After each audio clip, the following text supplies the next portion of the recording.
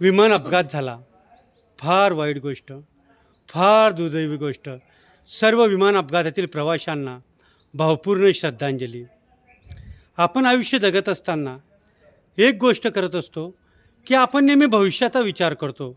आजचा विचार, उद्याचा विचार, परवाचा विचार, 6 महिन्यानंतर मी काय करणार आहे त्याची प्लॅनिंग, 1 वर्षानंतरची प्लॅनिंग, काही तर 10 वर्षापर्यंत प्लॅनिंग करतात. पण एवढा वेळ आहे का हो आपल्याकडं? एवढी आयुष्याची खात्री आहे का? आयुष्य हे क्षणभंगूर आहे. केव्हा जाईल ते सांगता येत नाही. आज आहे, उद्या नाही. या क्षणाला आहे, पुढच्या क्षणाला नाही.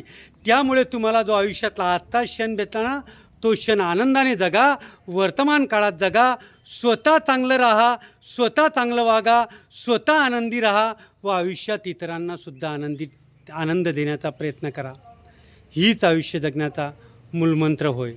आणि आयुष्य आनंदी जगण्यासाठी याच गोष्टी आवश्यक आहेत. परत एकदा सर्व विमान प्रवाशांना भावपूर्ण श्रद्धांजली.